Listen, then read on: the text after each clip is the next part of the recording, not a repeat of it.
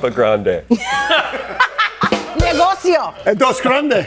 Negocio. Dos. Mike. Dos. Welcome to the Big Biz Show, featuring insight, analysis, and a lot of stuff that's none of your business. Hold on. This is the Big Biz Show.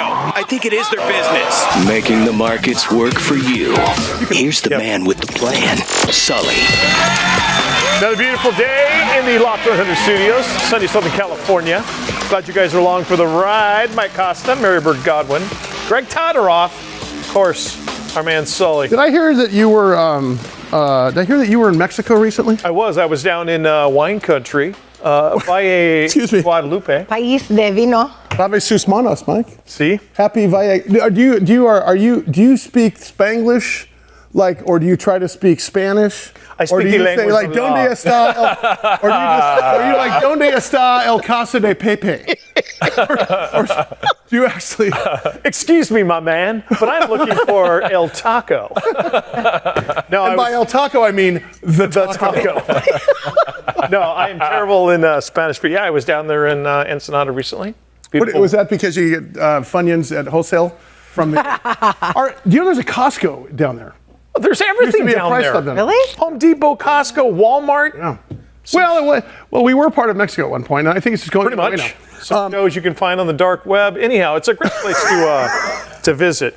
I was down there for a spay and though? neuter event. Okay. Wait. For Spay and neuter event. for dogs. I'm an event planner. I'd like to. So, was it an event like was there fanfare? Was there like, hi, I'm here for the spay and neuter event. Yeah. My name's Mike Costa. Right. A pair of shears. Time for the chippity choppity. Wait, tell me, why would you say event? I'm just curious about the event thing. My wife sits on the board of directors for a dog foster rescue group. Friends of ours. Slips right off the tongue, doesn't it? Yeah. Mutt Dog Foster Group. Sorry, muttscouts.org if you guys are thinking of adopting. Great friends of ours who are from Mexico. They pay the whole bill for the vets to come in. They foot the bill for What was it everything. for underprivileged dogs? I don't understand that. For people, because People can't afford it? pet control down there is as we know, isn't the greatest. So Yeah. people want to get their dogs spayed and neutered. So Mm-hmm. our friends pay the whole bill, and you can just show up at any given time Wow. on this Saturday and get your dog spayed or neutered. Wouldn't you want to have that on a Tuesday? That seems like a Saturday thing. Saturday thing. Go down for lobster on a Saturday. I wish. You know? Yeah, but I literally am transporting dogs that have been sedated to an operating table in a room, Oh, wow. and they get it done. The vets It's like are awesome. it reminds me of your years in college, Mike. You're transporting. Can I ask you this? Who holds the tray where they think?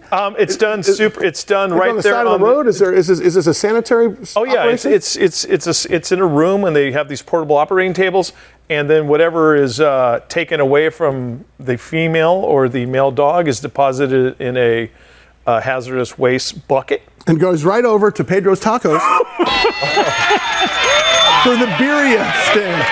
They're called Ensenada oysters. Do you ever raise money for this event? We sure do. And how much do you raise per year for this? I think they're raising like $100,000 a year. $100,000 for Yeah. nip tuck? But this is a couple times a year in different parts of Baja California. We haven't had our 4,000-pound 1-year-old Bernese Mountain Dog. How old is he? He's 13 months. It's going to be great when I say. Go- you can go It's going to be great when I say 63 months. No, he's 13. In January, 13 months. Yeah. Is he at full size now? No, not even close. Really? Well, that's why you can't. No. Not yet. No, and they say wait till he lifts his leg. I don't want to see him lift his leg. Guy's hung like a dinosaur. Yeah. You know, I mean, it's like it's a Bernese Mountain Dog, and the problem is he thinks he's a puppy.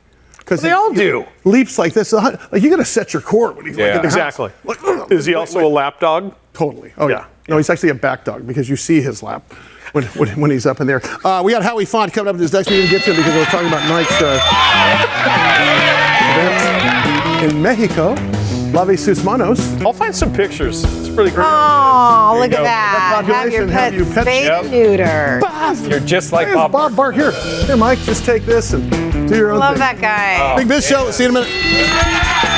Oh my God. I'm tired of this. I'm sick of I'm tired of an 8 and 10 record. No way. In the.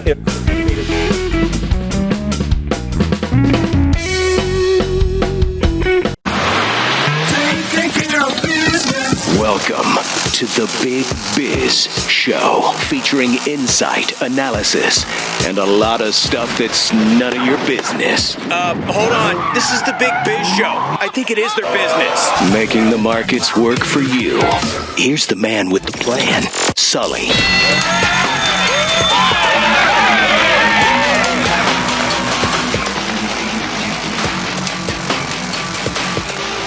Studios, Big Biz rolling on. Costa, Marybird Godwin, Greg Todoroff, our man Sully. A little slow on the uptake there. I was trying to Get your events What are we doing? going for your event. You get yourself a. Well, my on the wife, event? sent, my wife actually sent pictures of the dog event, Oh. and I'm trying to get those sent Let's to our not. control room. Let's not do. You know, Rick I wanna DeVoe see sends me those kinds photos. of pictures. I don't want to see those kind of pictures. Yeah.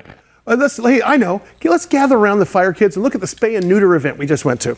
Yeah. I want to see pics. Pics or it didn't happen. Day trader trio right there. Hey, speaking of Mexico, do you know that Mexico has a stock market?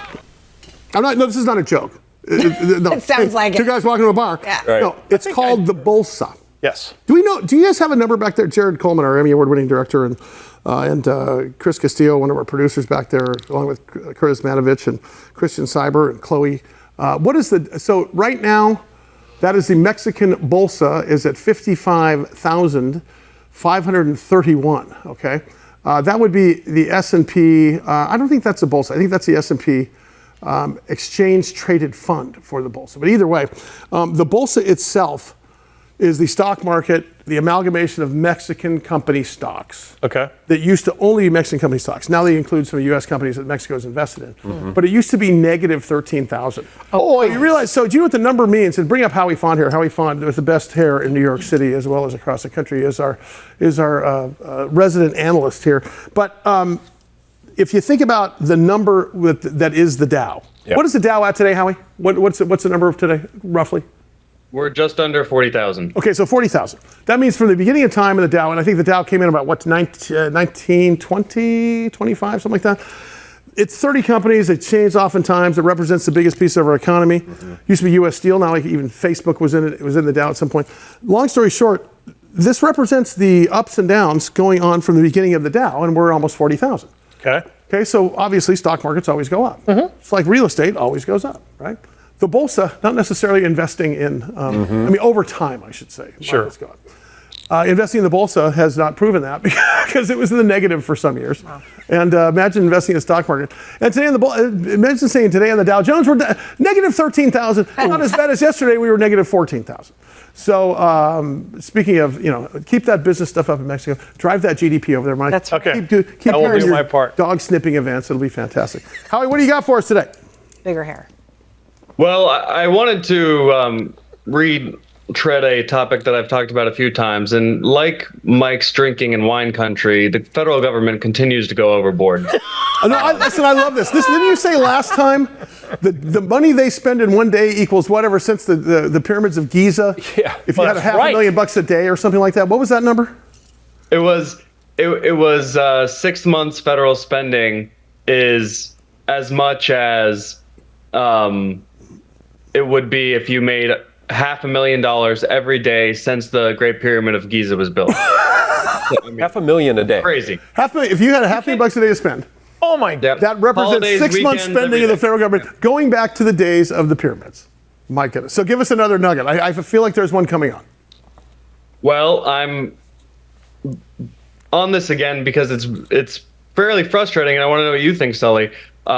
We're just about at the end of May, and the end of May will signify $3.9 trillion of federal spending just this year to date. What does that equal to? 3.9 trillion. It's That's a $500,000 a day since Jesus. It goes back. The long story short is, in terms of spending. Now this isn't deficit. And we'll bring up USDebtClock.org here so you can see the speedometer. Oh, no. This is our I don't US want debt. to. We need Now keep to. in mind, but I want to explain the debt thing because it is not as bad as you think it is. Because a lot of this debt that's held by foreign companies is bonds. They're investing in U.S. debt. So this is not that we owe a credit card payment of $20 trillion. But if we can bring that chart up there when you guys get a chance of USDebtClock.org, you see there our national debt now $34 trillion. $780 million and change. Why is it going so I know, it's fast? like it's moving really quickly. It's $104,000 roughly per citizen of the U.S. Whoa. But and that includes babies, but per voter, okay, per voter, Oh my God. or I should say taxpayer, is what $267,000 per voter is what our debt is. Now debt's different than the spending, but they tie hand in hand because what is it costing us to spend this kind of money, Howie? Because this is the ugly part. Well, the ugliest part is the net interest that we pay every year. And I've shown this before, but it hasn't exceeded Social Security, but it's exceeded almost every other thing in the federal budget. National defense, Medicare, Medicaid is all less than what we pay on interest on that $34 trillion. So at some point, there's going to be a breaking point where, yes, Sully, people love our securities. It's the epitome of security in investing. But at some point, they're not going to want federal debt as much. Well, but let me push back on you. By the way, I agree with you, but I'm going to push back because there are those people that say, because we've been saying this for 20 years. We've been saying this since national debt was in the billions, not the trillions. And we say someday. It never happens. Why do we really care? Is it come down to us being a global currency still at some point? Because I don't see any company or any country that's vying for global currency other than maybe digital currency at some point in terms of like what they did when they're saving a couple economies in the past. But the bottom line is we've been talking about the fact that countries are not going to want to buy our debt forever, but they do want to buy our debt because we're good at paying it back. We're good at redemptions. We're good at coupon payments. We're good at... We are the best turd in the punch bowl. We are, exactly. Right. Or the least dirty shirt in the hamper, but if you want to use that would be okay. Howie, thanks for bringing that one up. Yeah. You're right. It's a race to the... It's a race for the best currency, not the... But at the same time, speaking of races, it's a race to the bottom, though, when it comes down to yields on our debt. Because why do you invest in debt? Well, because you can, number one, it's a safe bet. Number two, why do we have bonds? Well, banks can't afford to loan the government money to build a bridge. It's too much cash. So they float a bond. They say, we're going to owe this money. We want you to buy a piece of our debt, and we're going to pay you back an interest rate or a yield and a return. Doesn't it, after a while, that bond, the yield curve, which affects the stock market, go down to where it's not worth investing in bonds anymore, and then we're in a banana republic in terms of investing? Is that the real danger, in your opinion? That's the real danger. That's where this is going to come to a head. At some point, it is going to be too much. We are going to exceed our debt to GDP ratio too much. Japan's trying it right now. We are the world's reserve currency, so we have a little bit longer because no one else is doing it. Yeah, but what are we leaving our grandkids? I mean, honestly, I sort of feel like the digital currency might be the savior of all this thing if it could get regulated. Is that overstating?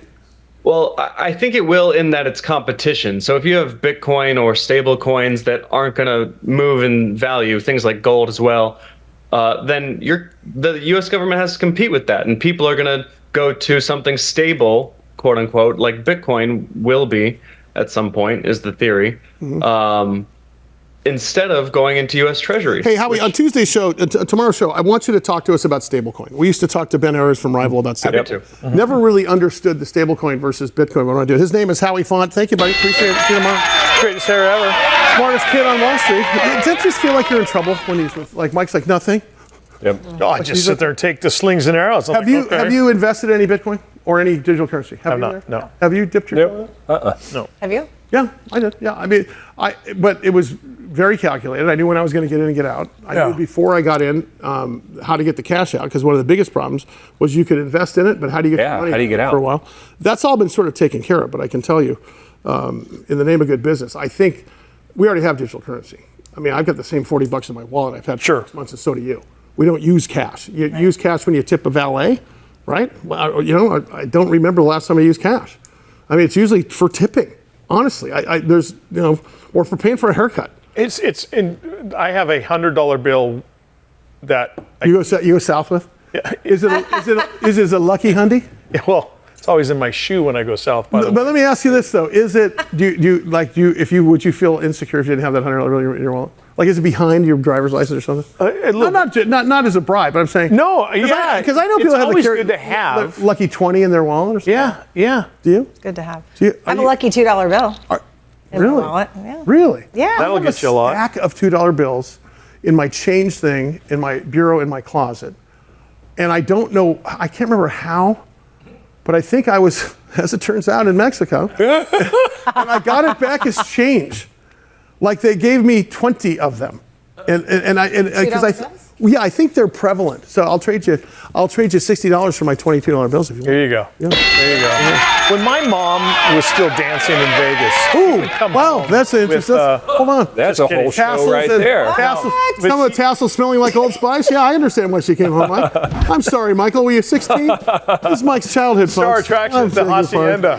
No, she when she and my dad would go to Vegas, she would come home with you actually put silver dollars. Was it Uncle Daddy or was it really Daddy? In the slot machines, and we've got a box of silver dollars in our safety deposit box from like the 60s. That's cool. They used to come over.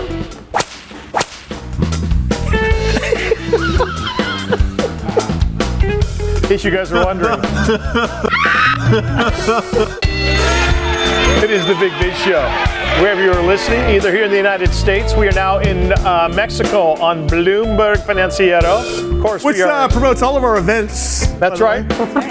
You know, it says El Gran Espectáculo Empresario. Or Los Dos Grande, as Mike likes to call it. Soon to be in Bloomberg EU. Yeah. Ew. European Union. Ew. Nice to have you. Love it. If you say the word smooth jazz to any of these musicians who played with Eric Clapton or James Brown or anyone else, they will hit you over the head with it. Smooth jazz ain't a thing. They don't like that genre of music? I just don't think it's a thing. What do we call this? Smooth jazz. Day Trader Trio, give me a little wham for us, please. James Brown. Boom. There you go. Great to have you along today.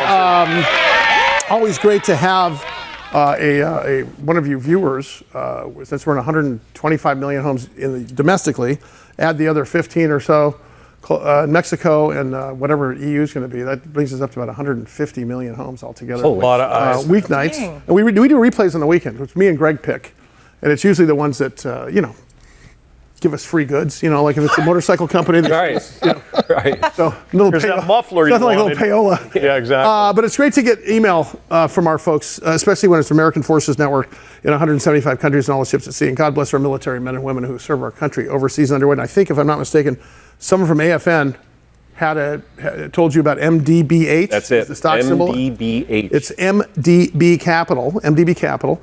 Lou Basenese is the president and chief marketing strategist. He is a guy that's been on. I've seen him on Fox Business and CNBC, and of course I've spent a ton of time there every day, as well as the other shows that I'm on. But I'll tell you, he's the right guy. If there's a marketing guy that can run a business, I've seen him enough times on television. This is the guy. You're going to love him. They launch big ideas. They're a better approach to venture capital. That I ran and still am general partner in a venture fund. I've talked about VC and private equity ad nauseum. I thought it was great when we got an email and Greg brought him on the air with us. So I give you Lou Basenese. Lou, how are you, sir? Thanks for coming on. This is nothing unfamiliar to you. And for some reason, I loved your work. I loved your work in what was the movie? He looks exactly. It was Tag. Jeremy Renner, ladies and gentlemen. Oh my God! It is Jeremy Renner. I wanted to say that to you. I've seen you a million times. I won't say anything about smooth. I swear. I won't say anything about smooth. I wanted to say that to you for a long time because you've been on the air after me and before me a number of times on Newsmax and Fox Business and Fox. I said, I got to tell that guy he looks like Jeremy Renner. You probably get that every day. I get that and Tim Tebow 6 foot. Oh my God, he looks like Tim He Tebow. looks like Tim Tebow as well. Yeah, screw Renner. It's Tim Tebow, exactly. Hey, Lou, tell us. We talk about VC here for a long time because I'm so involved in it. But talk about what you guys are doing. Because you're saying you're making venture stage investing easy for everyday investors. Break that down for us. Yeah, no. So if you think about venture stage investing, no one really has access to it. I mean, I've championed the everyday investor for all of my career. And I could tell you, even as a guy that was on the inside, I had very limited access to some of the best venture opportunities. So our firm's been around for about 30 years. And about 4 to 5 years ago, we realized we needed to give everyday investors the opportunity to get involved with early stage venture investments, but we just do everything completely different. So we're not focused on the next consumer product or software.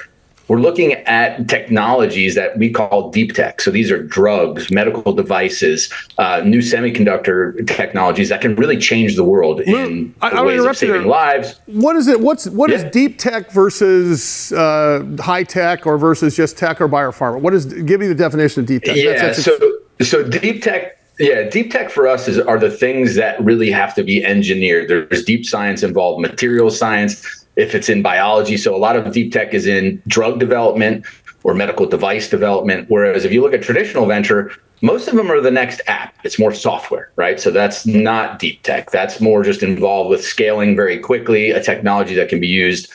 It's more of a software application. So most of venture ignores the opportunities that we focus on, which really makes a great opportunity for us and for our investors to be the only game in town that finds these things. So, behind that, we actually have one of the only globally translated patent databases that helps us find these deep tech innovations. So we're looking everywhere and anywhere in the world to find the next big technologies that can positively impact the world. We don't care about the next, blockchain technology or the next cannabis invention, whatever. We want things that actually have a meaningful impact. By the way, Cannabis Invention is the name of the band now. From now on. Ladies and gentlemen, I give you Cannabis Invention.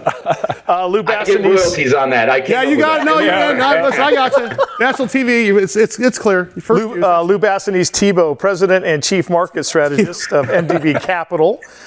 Ticker symbol MDBH. Check them out at mdb.com. You even went to the University of Florida. I just saw that in the notes.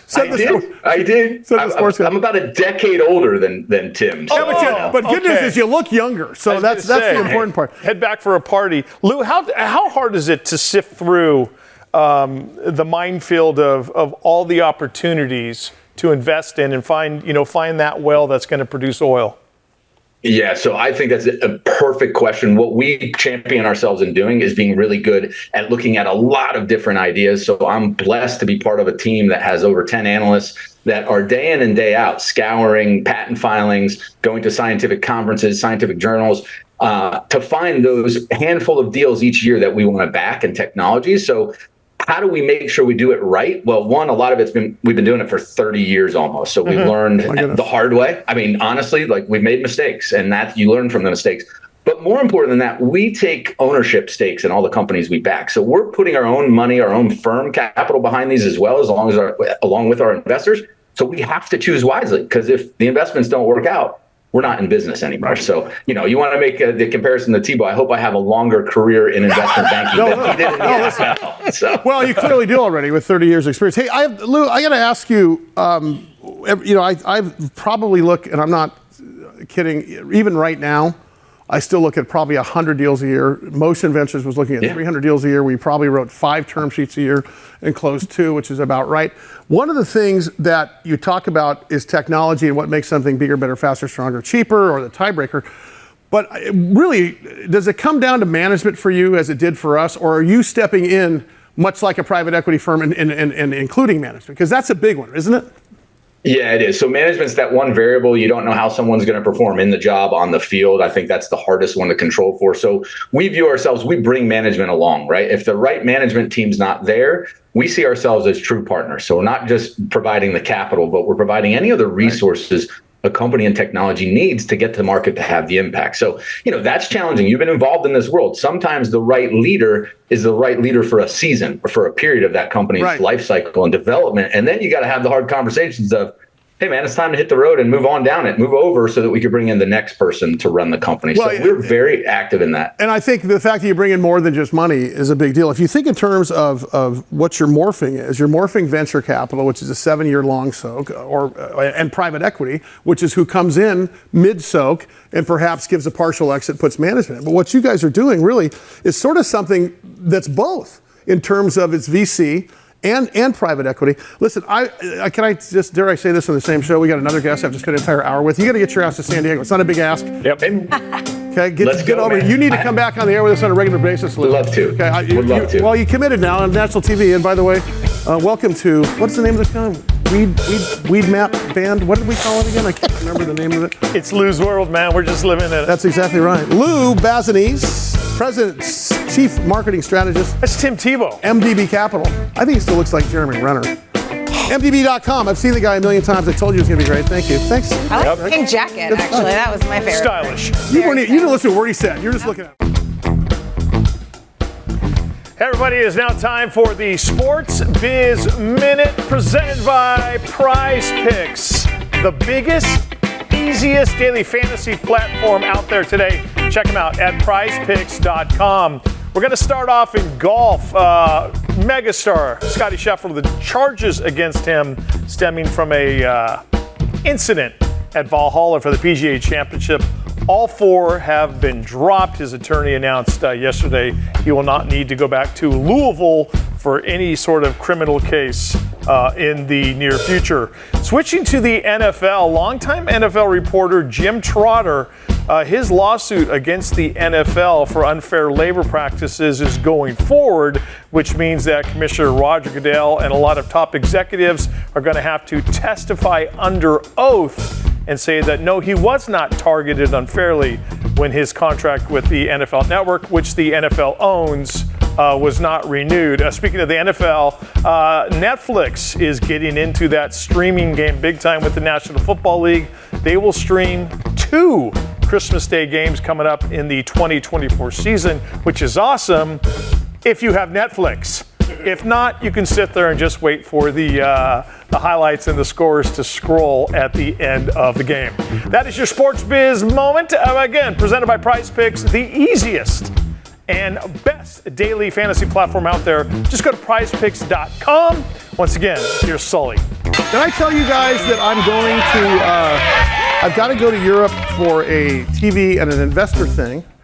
But I'm also getting to go with Garrett Stubbs' group from Phillies. Oh, that's to right. watch the Phillies play the Mets at Queen Elizabeth Stadium in London. Wow. Sweet. So I'm going shirtless with my Phillies shirt. What did Garrett come out with? What are they called? Overalls? Have you seen this? Yeah. This guy's the most marketable guy in baseball right now. I mean, honestly, and he's just one of our friends, and he doesn't even play. I mean, he's having a big year this year because he's playing probably more and more. But sure. His business is chief dugout officer, chief of funk, chief vibe officer. Honestly, you talk, and he paid a couple $1 million a year. You talk to anybody in management in baseball, and we will not let a guy like that go. He is a glue guy. Oh, absolutely right. And he's playing more. And I told him the other day. So I'm dropping names. Look at you. Oh, yeah. I told him the other day. I said, it's just let me give you some advice, kid. He's in the major leagues for 5 years. He's been to World Series 3 of the 5 times. I said, you realize it's just a moment, and the nicest guy in the world is JT Realmuto, best catcher in baseball. Mm-hmm. It's just a matter of time before he gets injured. And then Garrett's in full time. If you do the Nancy Kerrigan on him, he's going to slide right in the starting lineup. Tanya Harding. Her too. All right, very good. Hey, it's so great to get emails from our viewers across the country. We're at 125 million TV homes every weeknight. Of course, we're also simulcast on American Forces Network in 175 countries and all the ships at sea. And of course, simulcast on radio in a number of places. But thanks to BizTV, thanks to Bloomberg, thanks to American Forces Network. But we got, if I'm not mistaken, Greg, our executive producer, we got an email. Was this from a shareholder? I believe so. And it was a shareholder of a company called Clearmind Medicine. They are publicly traded under the stock symbol CMND. And of course, Adi Zuloff-Shani is the CEO of the company, and she is in Israel right now? I believe so. Well, these guys are treating addiction. Mike, I want you to listen up on this one. Ear is cocked. I don't think it's food addiction. Dr. Zuloff-Shani, thanks so much for putting up with us during the beginning of this, and great to see you here. And I know that's probably 3 a.m. Next Monday in Israel, but happy Thursday to you here in the U.S. Great to see you. Thank you. Hey, can you give us an overview? You guys are a psychedelic pharmaceutical company, which I dabbled in the 60s, but I have my own private business. No, but this is serious stuff. You guys are focused on discovery and development of kind of psychedelic derived therapies, if I'm not mistaken. Talk about what you guys are treating and why this is so front and center now. Correct. So we're a pharmaceutical company with our active pharmaceutical ingredient being psychedelic derived. We are currently developing treatments for various addictions, first addictions is alcohol use disorder. We are just about to start our first clinical trials in humans, but we're also developing something psychedelic based for weight loss. Wow. And yeah. Me and Mike are looking at the chart here and asking for a friend. We're like 5 of the 6 up there. Mental health, depression, we need to obesity. Be your study group. Yeah, the thing, eating disorders, they're sure fun. Hey, but seriously though, we've been on the show now for close to 30 years on the radio, close to 12 years on television. We've interviewed everyone in terms of biotech, biopharma, all the way through every industry. And recently, we're just hearing about the psychedelics thing. And of course, I jest when I talk about the 60s because it was mind-altering. It was Timothy Lear and so on and so forth. But we're talking about these drugs in terms of suicidal ideation sometimes, as you say, in dealing with addictions. When did this sort of hit the tip of the spear? Because it seems like it's all new to us out here as consumers and as patients. Is this something that's recently new, or have you been working on it for a while now, suddenly it's coming to the peak? That's a good question, because it was already discovered and there were clinical trials conducted with various psychedelics already at the beginning of last century. But for many reasons, and I don't want to go into the reasons, they were abandoned, they were stopped. But now, because there is such a rise in mental health disorders, and there's really nothing good out there to offer patients who suffer from that. And we know that anxiety, PTSD, depression is something that is continuously on the rise. There started to be an openness from regulators, from physicians, from pharmaceutical companies, understanding that psychedelics bears a huge potential. And there's a lot of investigations going around psychedelics. There are literally articles coming out of the best universities showing the potential. And we're at Clearmind, we also noticed this, but I think that what differs us from other companies in the space, universities, whoever is doing studies and studying psychedelic, is that our compounds are unique, innovative, and we have patents that protect, which is huge for investors. So, doctor, I have a question, because I know that historically treatment for alcohol disorder or drug disorders is typically abstinence totally, you don't try anything that's mind-altering substances. And that's ridiculous, for God's sakes, I just want to say. But I do know that microdosing and this type of treatment, psychedelics, is coming into treatment for this type of thing. And I hear the term microdosing under the care of a doctor. This is something similar to what you're doing, correct? So no, our drug is slightly different. It's psychoactive in terms that it gives you a sensation, by the way, of like you had small portion of alcohol, even if you didn't have any alcohol whatsoever. But mainly what it does, it's like switching on a switch telling you that you are satiated. You don't need anything. You're good. You don't want to drink. This is based on testimonials that we heard about our product, MEI. What's the more well-known psychedelics that we hear a lot about? They are adjunct to psychotherapy. They are hallucinogenic. You need to be guided through the experience. MEI is not a hallucinogenic drug, so you're not going to go into trips. You don't need anyone to guide you while you're taking it. You can take it in the privacy of your own home. So it's slightly different. It is comes with all the benefits that we hear about psychedelics, that they're really doing something. There are great results and people are enjoying psychedelics. Dr. Eddie Zuloff-Shani is the CEO of Clearmind Medicine, stock symbol CMND. Check him out, clearmindmedicine.com. Doctor, my body is a temple. I don't put anything bad into it. It's an enormous temple. Enormous temple. Much like the pyramids of Giza. Yes. In fact, you're kind of shaped like that. The Taj Mahal of human beings. But are we talking, are these chemical compounds? Are they natural compounds? What is the makeup of the psychedelic? So ours is chemical. And I have to say that as a CEO of a pharmaceutical company, I always prefer synthetics, because you know that it's constant. You always get the same dose. You always take the same formulation. It doesn't change, but essentially it's the same, because essentially it's like a dance, if you will, between the receptor and the molecule. And it doesn't really matter what is the origin of the molecule.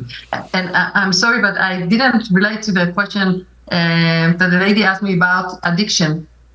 We are a pharmaceutical company, meaning that we are taking baby steps when we develop something for humans. And the major thing that we are pursuing is safety.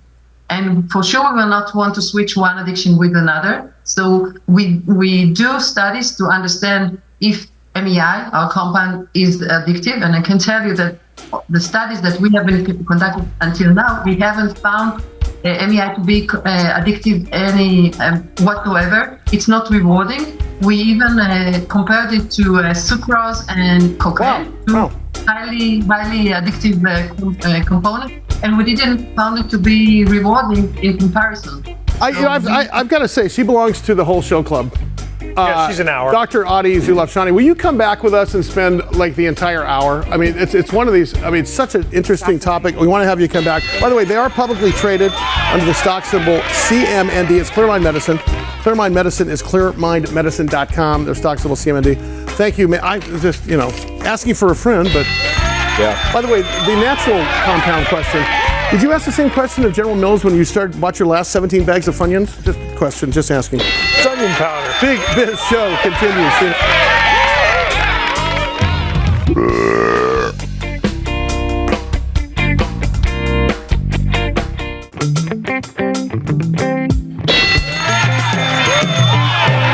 The Big Biz Show, emanating from the Loft 100 studios here in Southern California. We got May Gray going on, heat wave, first of the summer coming in next week. That's what we're dealing with.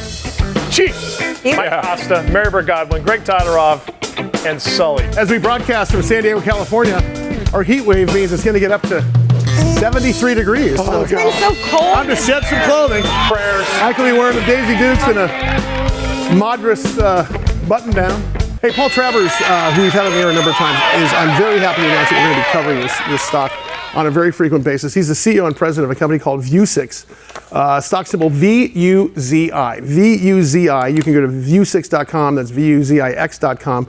And we're talking about the AR space. We're talking about things that are now going to be every day in our world. And I will tell you, with respect to wearable technologies, I was talking to Rome Ramirez from Sublime, who I'm doing a bunch of songs with on an album. And we got from Apple the iVision to where you can remember the movie Vanilla Sky when Tom Cruise was moving stuff back and forth. iVision does that, so you can work on your computer with your hands. No way. So we're shooting a video of Rome producing one of our songs with the iVision, hoping that Apple will pick it up and make it a little bit viral right there. But I give you Paul Travers. Paul, how are you, sir? I'm good, Sully, and you? Great to see you. Hey, so I'm going to take you from the very beginning again, because we had a lot of response when we first had you on the air, and I want to take it from the very top because we picked up a number of new affiliates, and you're on a different time slot at this point. Talk about what exactly you guys do, because this is exciting stuff. Yeah, we make what's called smart glasses. Apple Vision Pro is an example of a very big, bulky pair of these kinds of devices. It helps to get a little bit of a history on the company. Let me go back. We started working in the U.S. defense space, and we made these devices that were wearable displays. It looked like an eyepiece that was maybe the size of a small cigarette pack. And what you would do is the Special Forces guys would throw a robot inside a building. The robot would run inside the building, and the cameras that were on the robot would come up in the video feed of this eyepiece. Wow. You could also take that eyepiece and plug it into your Toughbook, and you could, run your Toughbook at night with the lights off because, it's nighttime. You don't want to look like a Christmas tree. The problem is it was big and it was bulky and it was heavy. We have been working since then with the Special Forces guys to make glasses that actually look like a pair of Oakley-style sunglasses, super lightweight, fashion-forward, things that people would actually buy and wear. And we do that in the medical space. We do it for enterprise. We do it for remote support. There are some police force applications that are using the glasses. And most recently, because we've been making these waveguides, the glasses are beginning to look just like a regular pair of Oakley-style glasses, which is what the Special Forces guys wanted long years ago when we started. And the waveguides, the optics that go inside of these things, Vuzix builds right here in the United States of America. We can do them in super high volume, and we're about ready to address this really big volume opportunity in the broader markets. where effectively it's a replacement for your smartwatch and maybe someday your phone. And if you look at smartwatches, right, 300 million smartwatches sold a year. It's big businix. Paul Travers, CEO, president of Vuzix, NASDAQ symbol VUZI. Check them out, Vuzix.com, VUZ as in zoo, IX.com. Paul, as the technology gets better, does the size of the technology and the price come down? How does that work? Well, it's a little bit different than the semiconductor industry where, you can shrink a DRAM that maybe at one point was an inch in diagonal to something that's the size of, your fingernail, and then smaller, and it gets cheaper. It's not quite like that because these optics, they're the size of a pair of glasses optics, right? So, and it uses semiconductor kinds of processes to make the optics. So you don't get the economies of scale. You need a unique way of manufacturing.